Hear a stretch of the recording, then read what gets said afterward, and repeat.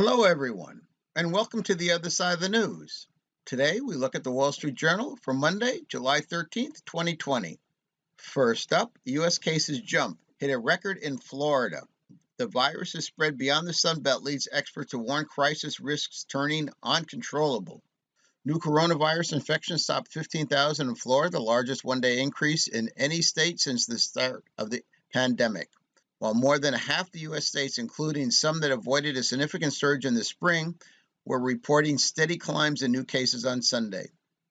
The number of daily infections in the U.S. surpassed 60,000 for a third consecutive day on Saturday, after reaching a record of more than 66,000 cases the previous day, data compiled by Johns Hopkins University showed. The 15,000 new cases in Florida on Saturday represented an uptick of about nearly 5,000 over Friday's numbers.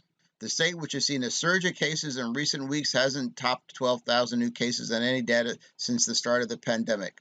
California, Texas, and Arizona reported near record daily COVID-19 cases on Saturday. And the story goes on.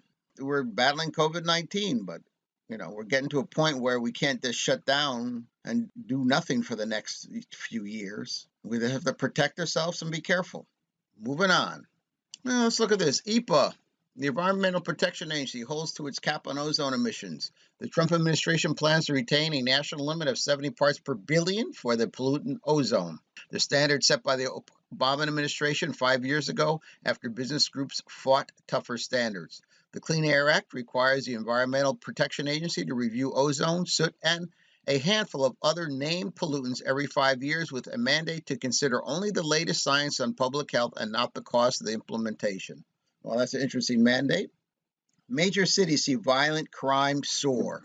Law enforcement officials in several large U.S. cities are wrestling with a sharp rise in violent crime amid a national debate over the role of the police, calls to reduce police department budgets, and growing fiscal troubles. Some cities are on track to have the most violent numbers in years. In Milwaukee, homicides are up 37% so far this year, on pace to break the record of 167 murders in 1991, which included 18 murders by serial killer Jeffrey Dahmer. Homicides so far this year in Chicago are ahead of the pace of 2016, which marked the city's highest tally since 1996. In New York and Los Angeles, which have seen falling numbers of homicides for years, killings this year are up 23% in New York and 11% in Los Angeles. So in New York, it's a lot more dangerous to become a police officer, says Ray Kelly, New York City's former police commissioner. What you see is a backing away. New York City disbanded its anti-crime unit of plainclothes officers on June 15th, part of the $1 billion reduction in the city's police budget. The city logged 205 shootings in June, the highest for the month since 1996. Oh, you listening, Democrats? 1996. It's like 20 plus years.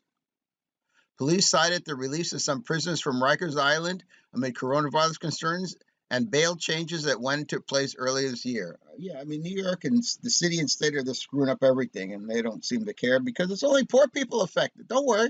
They can be black, they can be white, as long as they're poor, nobody cares. Let me tell you what, it sounds like anti-crime unit. I don't know if people really understand what the anti-crime unit is. I was in New York. I come out of the subway. Well, I'm coming out of the subway. I'm coming up the stairs, and I was basically stopped by this gang of about 6, 8. They were older teenagers, kids in like 18 to 22 age range. I don't know what they were really, I don't remember what their issue was, but they were starting to hassle me about something. And I don't like, stepping back to anybody, but I knew in this case, I better shut up if I didn't want to get beat up. I didn't say anything. I think they realized that, maybe because of my size and my age, they're going to leave me alone. And so they let me pass. I get out of the subway and I decide to call 911. I call 911, and literally within less than 60 seconds, there were 2 plainclothes cars pull up to that subway station, rounding up all those kids. That was what anti-crime unit. They were all plainclothes, and that's what the anti-crime unit did. Dealt with things like that. Nowadays, without the anti-crime unit, that happens. You can call up the police. They're not going to care. They have other things to do. The patrol car is too far away, blah, blah, blah. And New York City will go back the way it was. And I wouldn't live in a place like that. I'm big enough and old enough that people really don't threaten me. But, a lot of people, what about all the women? What about all the people who are smaller than me? They feel threatened by these gangs. And what the anti-crime unit is, the anti-crime unit kept these gangs at bay. And that's when they use stop and frisk. I just can't take this leftist attitude of let the city run amok, because this hurts black people, this hurts poor people, this hurts minority people the most.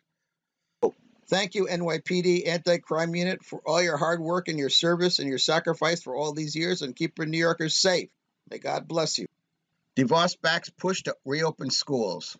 Secretary of Education Betsy DeVos took to the airwaves to lead support to President Trump's push to reopen schools, while other administrative state-level officials called for caution as tensions among policymakers over how to best manage the coronavirus epidemic shift to the nation's educational institutions. Ms. DeVos, speaking in multiple Sunday morning news shows, emphasized the Trump administration's view that children need to return to school in the fall, stressing the risks to children's education and the well-being by spending too much time at home. The secretary offered few details on how to return to school safely. Hey, folks, we need to return to school. We're never going to have 100% safety, okay? We've never had it. We never will have it. We need to return to school. If you want your kids educated, they need to be in school. It ain't going to happen at home. It ain't going to happen on the computer. Next. Let's look at this. The Goya Paranoia. This editorial is worth reading. Bob Unanu must have missed the memo. If you're invited to the White House to take part of an innocuous policy event, make sure you say nothing nice about the building's current resident. On Thursday, Mr. Unanu, CEO of Goya Foods, spoke at the launch of the White House Hispanic Prosperity Initiative and announced the company's donation of 1 million cans of chickpeas to America's food banks. Today gives me great honor, he said, before interrupting himself. And by the way, we're all truly blessed at the same time to have a leader like President Trump, who is a builder. And that's what my grandfather did. He came to this country to build, to grow, to prosper. And so we may have an incredible builder, and we pray for our leadership, our president, and we pray for our country that we'll continue to prosper and to grow, unquote.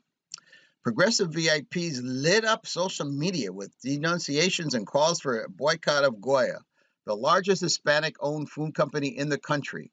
Much of the press, meanwhile, treated the episode of Mr. Unanu had broken some unspoken code, the assumption being that all Hispanic Americans must hold the same media-approved opinion of Donald Trump. Mr. Unanu, whose family immigrated to the United States from Spain in the 1930s, reminded his critics that he had participated in similar events with Barack and Michelle Obama. His remarks to President Trump only appear partisan through the jaundiced lens of resistance progressivism. He was offering polite words of commendation to his host, the President of the United States. But such are the paranoid times in which we live. Many other corporate leaders facing such boycott threats would by now have issued 3 or 4 equivocal apologies and thus embolden the mob to demand more groveling. Not Mr. Unanu.